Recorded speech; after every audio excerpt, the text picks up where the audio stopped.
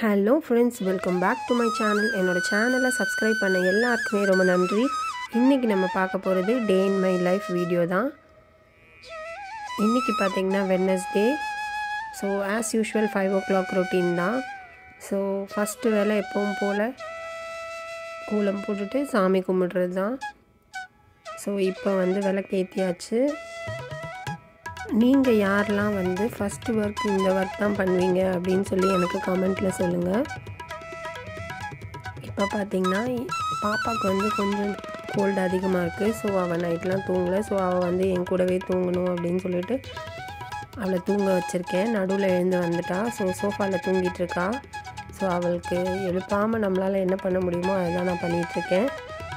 So தேவையான திங்ஸ்லாம் first எடுத்து வச்சுக்கிட்டேன். இன்றைக்கி பார்த்திங்கன்னா அவரைக்காய் செமி கிரேவி மாதிரி கொஞ்சமாக செஞ்சுக்கலாம். ப்ளஸ் மகிழனுக்கு லஞ்ச் பாக்ஸ் பார்த்திங்கன்னா எக் ஃப்ரைட் ரைஸ் தான் பிளான் பண்ணியிருக்கேன். ஸோ அதுக்காக ஃபஸ்ட்டு அவரைக்காய் தான் க்ளீன் பண்ணிகிட்ருக்கேன். இங்கே யூஎஸ்ஏயில் பார்த்திங்கன்னா எல்லா காய்கறிகளுமே கிடைக்கும். ஒவ்வொரு காய்கறிகளுமே டேஸ்ட்டு தான் கொஞ்சம் டிஃப்ரெண்ட்டாக இருக்கும். நான் ட்ரை பண்ண வரைக்கும் கத்திரிக்காயோட டேஸ்ட் தான் பார்த்திங்கன்னா ரொம்பவே டிஃப்ரெண்ட்டாக இருக்கும். நம்ம ஊர் காய் தான் நல்லா இருக்க மாதிரி இருக்கும். மற்றபடி கேரட், அவரைக்காய், பீன்ஸ் இதெல்லாம் பார்த்திங்கன்னா இங்கே நல்லாவே ஃப்ரெஷ்ஷாகவே கிடைக்கும். காலிஃப்ளவர், ப்ரக்கோலி இந்த மாதிரி காய்கறிகள்லாம் பார்த்திங்கன்னா ரொம்பவே நல்லாயிருக்கும். ரொம்ப ஃப்ரெஷ்ஷாகவும் இருக்கும், டேஸ்ட்டாகவும் இருக்கும். ஸோ இப்போ பார்த்திங்கன்னா அவரைக்காய் நல்லா க்ளீன் பண்ணியாச்சு. இப்போ நல்லா வாஷ் பண்ணிக்கலாம். யூஸ்வலாகவே எல்லா காய்கறிகளையுமே நம்ம கட் பண்ணுற முன்னாடி கண்டிப்பாக நல்லா வாஷ் பண்ணணும். ஸோ இப்போ இருக்கிற டைமில் பார்த்திங்கன்னா எல்லாமே கொஞ்சம் டஸ்ட்டாகி தான் இருக்கும். ஸோ எல்லா காய்கறிகள், வெஜிடபிள்ஸ் என்ன பொருள் நம்ம குக்கிங்க்கு யூஸ் பண்ணாலும் வாஷ் பண்ணிட்டு நம்ம யூஸ் பண்ணுறது ரொம்பவே நல்லது. அது நம்மளுக்கும் ஹெல்தி.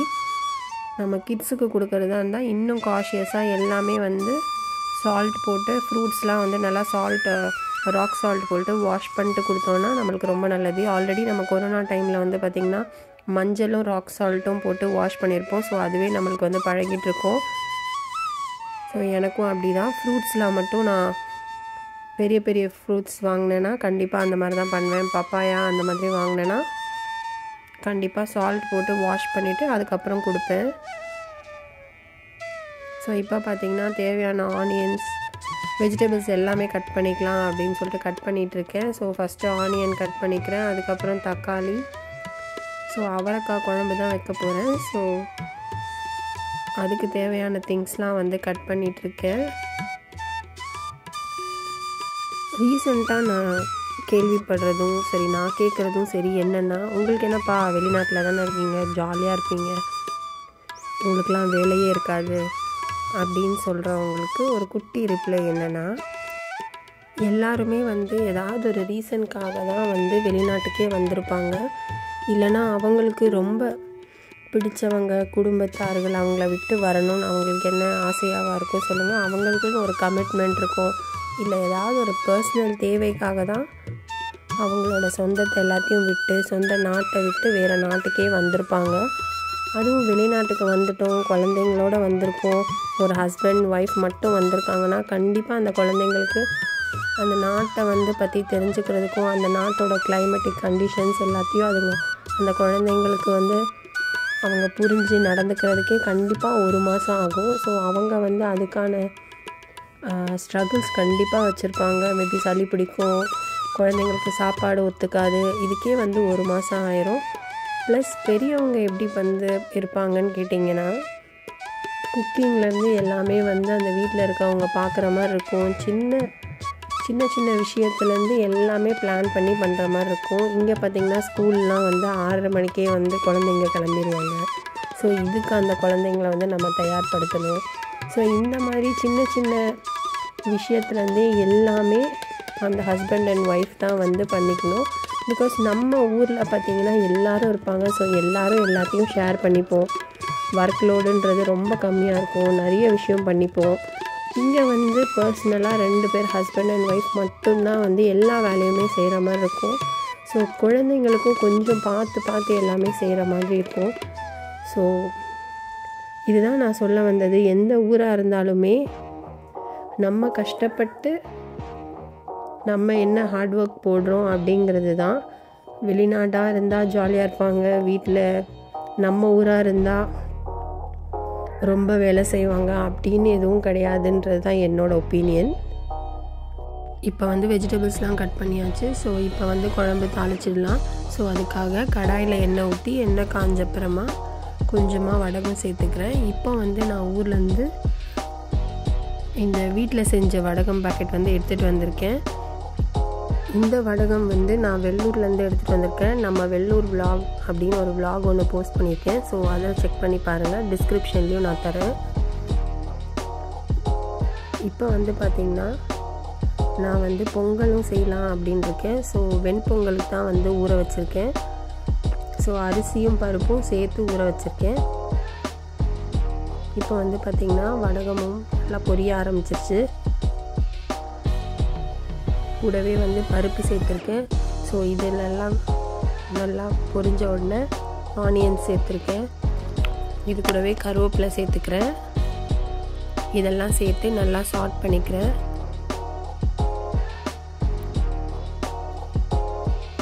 இப்போ வந்து பார்த்திங்கன்னா ஆனியன்ஸ் நல்லா ஃப்ரை ஆகிடுச்சு. ஸோ தக்காளி ஆட் பண்ணிக்கிறேன். நான் வந்து ஒரு பெரிய சைஸ் ஆனியன், அதுக்கு வந்து 2 தக்காளி எடுத்திருக்கேன். ஸோ இந்த ரேஷியோவில் தான் நான் எடுத்திருக்கேன். இப்போ வந்து பார்த்திங்கன்னா ஆனியன்ஸ் நல்லா ஃப்ரை ஆகிடுச்சு. ஸோ தக்காளி ஆட் பண்ணிக்கிறேன். தக்காளி வந்து கொஞ்சம் வதங்கட்டும். ஸோ இப்போது இதுக்கு தேவையான மஞ்சள் தூள் வந்து சேர்த்துக்கலாம். நான் வந்து 2 டீஸ்பூன் மஞ்சள் சேர்த்துருக்கேன். ஏன்னா நான் யூஸ் பண்ணுறது வந்து ரொம்ப குட்டி டீஸ்பூன். ஸோ அதில் வந்து 2 டீஸ்பூன் சேர்த்துருக்கேன். இது கூடவே தக்காளி வெங்காயம் வதங்கிறதுக்கான உப்பு சேர்த்துக்கிறேன்.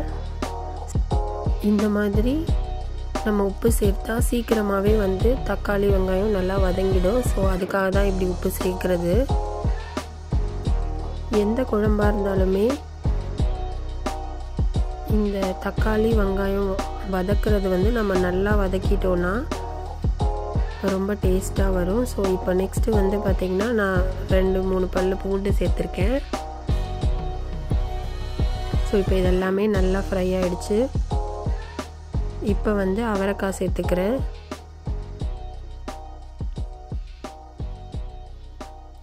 நான் வந்து 1/4 கிலோவுக்கு மேலேயே இருக்கும் இந்த அவரைக்காய்.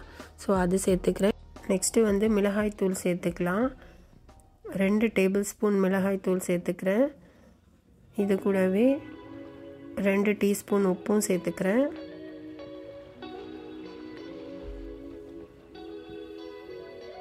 இதெல்லாம் நல்லா சேர்த்துட்டு நல்லா வதக்கணும். ஒரு 2-3 நிமிஷம் வரைக்கும் நல்லா வதக்கணும். இது கூடவே கொஞ்சமாக பெருங்காயமும் சேர்த்துக்கிறேன். ஸோ இதெல்லாம் மிக்ஸ் பண்ணி நல்லா வதக்கணும்.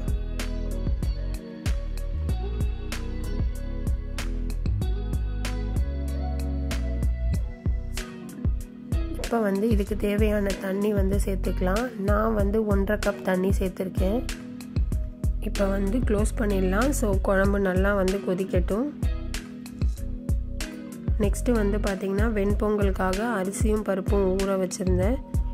நிறைய பேர் டிஃப்ரெண்ட்டாக செய்வாங்க. நான் எப்படி செய்வேன் அப்படின்னா அரிசியும் பருப்பும் ஊற வச்சுருந்தேன். ஸோ அதை எடுத்து ஃபஸ்ட்டு குக்கரில் போட்டுக்கிறேன். இது கூடவே உப்பு சேர்த்துக்கிறேன் தேவையான அளவு. ஒரே ஒரு பச்சை மிளகாய் சேர்த்துருக்கேன்.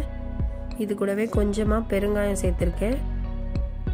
தண்ணி வந்து 1 கப் ரைஸ்க்கு 2 கப் தண்ணி சேர்த்துக்கிறேன். பொங்கலுன்றதுனால கொஞ்சம் குழஞ்சி வந்தால் தான் நல்லாயிருக்கும். ஸோ அதுக்காக தண்ணி ஒரு 1/2 டம்ளர் எக்ஸ்ட்ராவே சேர்த்துருக்கேன். ப்ளஸ் இந்த குக்கர் பார்த்திங்கன்னா ரொம்ப நாளாக யூஸ் பண்ணாமல் தான் வச்சுருந்தோம். ஸோ இப்போ தான் அது வந்து விசில் வருதா என்னன்னு தெரியல. அதுவே ஒரு சேலஞ்சிங் டாஸ்க்கு தான். ஸோ வெயிட் பண்ணி பார்க்கலாம். இப்போ வந்து பார்த்திங்கன்னா குழம்பு நல்லா கொதிச்சிருச்சு.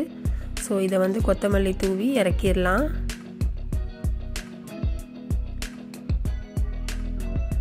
நான் வந்து தக்காளியே இதில் வந்து கொஞ்சம் அதிகமாக சேர்த்துக்கிறதுனால புளி சேர்க்கலை.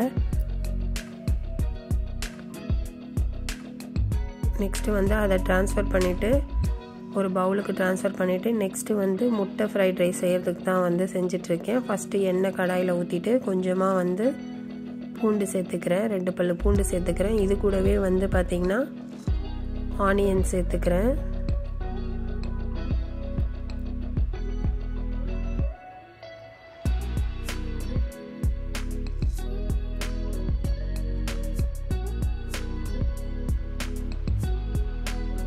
கொஞ்சமாக கருவேப்பிலை சேர்த்துக்கிறேன்.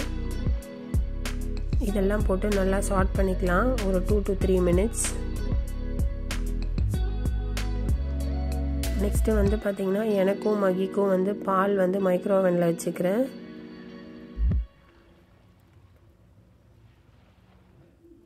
டைம் வந்து பார்த்திங்கன்னா 5:57 ஆகிடுச்சு. இவன் எந்திரிச்சு வந்துட்டான். ஸோ இப்போ இவன் வந்து ப்ரஷ் பண்ணிவிட்டு ரெடியாக இருக்கான் சாப்பிட. என்ன சாப்பிடன்னு கேட்டிங்கன்னா கெலாக் சாப்பிட தான் இப்போ வந்து சார் ஸ்ட்ரைக் பண்ணிகிட்ருக்காரு. நான் வந்து காஃபி வந்து போட்டுட்டு இருந்தேன் எனக்கு. ஸோ மகிக்காக பால் எடுத்து வச்சுருக்கேன். அவனுக்கு வந்து சூடு பண்ணி வச்சுருக்கேன் பால்.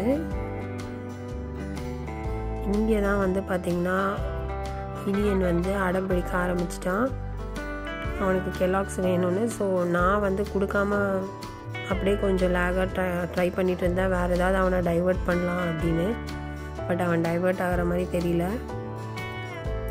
சரி கொஞ்ச நேரம் வெயிட் பண்ணேன். அவனுக்கும் என்னென்னமோ கொடுத்து சமாளித்து பார்த்தேன். பட் ஆனால் அவன் கொஞ்சம் சத்தம் போடுற மாதிரி இருந்துச்சு. காலைல 5:30 மணிக்கு வந்து கொஞ்சம் சத்தம் போட்டாங்கன்னா வந்து பக்கத்துலலாம் கேட்க ஆரம்பிச்சிடும். சரி ஓகே அப்படின்னு சொல்லிட்டு கெலாக்ஸை கொடுத்துடலாம் போட்டு அப்படின்னு சொல்லி அவன் நான் சொல்கிறத கேட்குற மாதிரி இல்லை. ஸோ நான் அவன் பேச்சை கேட்கலான்னு முடிவு பண்ணி அவனுக்கு கெலாக்ஸ் போட்டு தந்துட்டேன். ஸோ அதுதான் இப்போ வந்து பார்த்திங்கன்னா கெலாக்ஸ் வாங்கிட்டோன்ற சந்தோஷத்தில் சார் போயிட்டுருக்காரு. இப்போ வந்து ஆனியன்ஸ் நல்லாவே ஃப்ரை ஆகிடுச்சு.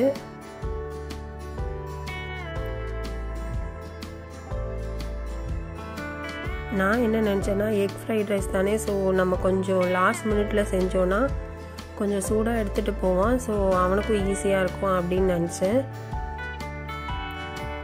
இப்போ ஆனியன்ஸ் நல்லா ஃப்ரை ஆகிடுச்சு. ஸோ அதில் வந்து எக் ஆட் பண்ணிக்கலாம். நான் வந்து 2 எக் ஆட் பண்ணியிருக்கேன். இது கூடவே கொஞ்சமாக மஞ்சள் தூள், உப்பு, பெருங்காயத்தூள் இது மட்டும் ஆட் பண்ணியிருக்கேன்.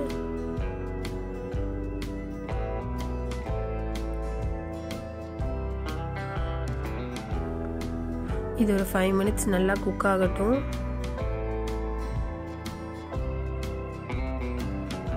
இவன் கூட இனியன் கூட வந்து பார்த்திங்கன்னா நான் வந்து அந்த கார்ன்ஃப்ளேக்ஸ் அவனை டைவர்ட் பண்ணுறதுல என்னோடய காஃபியை மறந்துட்டேன். ஸோ அகெயின் திருப்பியும் சூடு பண்ணி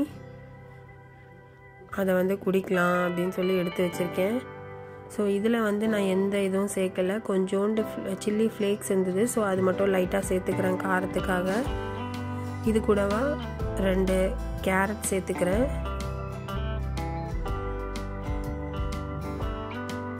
உப்பு கொஞ்சம் கம்மியாக இருந்த மாதிரி இருந்தது. உப்பு கொஞ்சமாக ஆட் பண்ணிக்கிட்டேன். ஸோ இதெல்லாம் சேர்த்து நல்லா ஃப்ரை பண்ணிக்கலாம். முட்டை பொடி மாஸ் மாதிரி அந்த ஸ்டேஜில் வரணும். அந்த மாதிரி ஆன அப்புறமா நம்ம வந்து ரைஸ் ஆட் பண்ணலாம். நான் வந்து பாஸ்மதி ரைஸ் வேக வச்சுருந்தேன். பட் ஆனால் இனியன் கூட வந்து இந்த டைவர்ட் பண்ணுறன்ற பேரில் அந்த ரைஸை வந்து க்ளோஸ் பண்ணிவிட்டு அந்த அடுப்புலேருந்து ட்ரான்ஸ்ஃபர் பண்ண மறந்துட்டேன். ஸோ ரைஸ் வந்து பார்த்திங்கன்னா லைட்டாக குழஞ்ச மாதிரி ஆயிடுச்சு. அது வடிக்கும் போது தெரியல. பட் ஆனால் இதில் கலர்ற போது வந்து அரிசி வந்து உடஞ்சிருச்சு. ஸோ ரொம்பவே டிஸப்பாயிண்டட். பட் ஸ்டில் என்ன பண்ணுறது, டைம் ஆகிடுச்சு. ஸோ அவனுக்கு கலரி கொடுத்தாச்சு. ஸ்நாக்ஸுக்கு பார்த்திங்கன்னா குக்கி, தேங்காய் பிஸ்கெட் ஊர்லேருந்து எடுத்துகிட்டு வந்தது, பிஸ்தா இதை வச்சுட்டு அவன்கிட்ட கேட்டேன் இதே எடுத்துகிட்டு போறியா அப்படின்னு. பட் அவன் வந்து இது டேஸ்ட் நல்லா தான் இருக்குதுன்னு சொன்னான். ஸோ அதை வந்து கொஞ்சம் அவனுக்கு வந்து எப்படி சொல்கிறது, எனக்குமே ஒரு கில்ட்டி ஃபீலிங்காக இருந்தது. சாதம் வந்து குழஞ்சதுனால சாட்டிஸ்ஃபைடு இல்லை இந்த லஞ்ச் பாக்ஸ் கொடுத்ததில்ல. ஸோ அவனுக்கு ஒரு குக்கி ஒன்று வச்சுருந்தேன் எக்ஸ்ட்ராவாக. அவன் வந்து டேஸ்ட் பண்ணி பார்த்துட்டு அவனுக்கு பிடிச்சிருந்ததுன்னு சொன்னான். ஸோ அதையே வந்து லஞ்ச் பாக்ஸ்லேயும் கொடுத்துட்டேன். மெயினாக வந்து பார்த்திங்கன்னா மகி சாமி கும்பிட்றதே மறந்துட்டான். சாமியே கும்பிட்றது கிடையாது. இப்போ தான் நான் வந்த நாள்லேருந்து இதுக்குன்னு ஒரு 10 minutes டைம் கொடுத்து சாமி கும்பிடணுன்னு சொல்லி கொடுத்துட்ருக்கேன். இங்கே பார்த்திங்கன்னா இவளும் எழுந்துட்டா, 2 பேருமே எழுந்துட்டாங்க. மகி ஸ்கூல் கிளம்பிட்டான். நெக்ஸ்ட்டு வந்து பொங்கல் வந்து தாளிச்சிக்கலாம். எப்பவும் போல் மிளகு, ஜீரகம், கொஞ்சமாக முந்திரி, இது கூடவே வந்து கருவேப்பிலை சேர்த்து நெய்யில் நல்லா வதக்கிட்டு பொங்கலில் ஊற்றியாச்சு. பொங்கல் வந்து ரொம்ப நல்லாவே வந்திருந்தது. ஸோ இதுக்கான பெஸ்ட்டு காம்பினேஷன் பார்த்திங்கன்னா சாம்பார் தான். இது வந்து பார்த்திங்கன்னா 1 pot ரெசிபி மாதிரி தான். கொஞ்சமாக பருப்பு, அதுலேயே தக்காளி, வெங்காயம், கத்திரிக்காய், கேரட் போட்டு ஒரு 4 விசில் வச்சுக்கிட்டேன். இந்த விசில் வர்றதுக்குள்ளேயே பார்த்திங்கன்னா ஒரு பேனில் எண்ணெய் போட்டு கடுகு, வெங்காயம் இதெல்லாமே நல்லா சாட் பண்ணி வச்சுருந்தேன். விசில் ஒரு 4 விசில் வந்த அப்புறமா இந்த பருப்பை எடுத்து இந்த வதக்கி இருக்கிறதுல ஊற்றிக்கிட்டேன். இது கூடவே வந்து பார்த்திங்கன்னா 2-3 காஞ்ச மிளகாய் சேர்த்து வதக்கியிருந்தேன். காரத்துக்கு வேறு எதுவுமே சேர்க்கல. மஞ்சள் தூள், உப்பு, பூண்டு எல்லாமே வந்து பருப்போடவே சேர்ந்து நல்லா விசில் வந்துடுச்சு. ஸோ இது எல்லாமே வந்து தாளிச்ச அப்புறமா ஒரு 5 minutes நல்லா கொதிக்கட்டும். குழம்பு நல்லா கொதிக்கட்டும். இந்த சாம்பார் பார்த்திங்கன்னா பயங்கர டேஸ்ட்டாக இருக்கும்.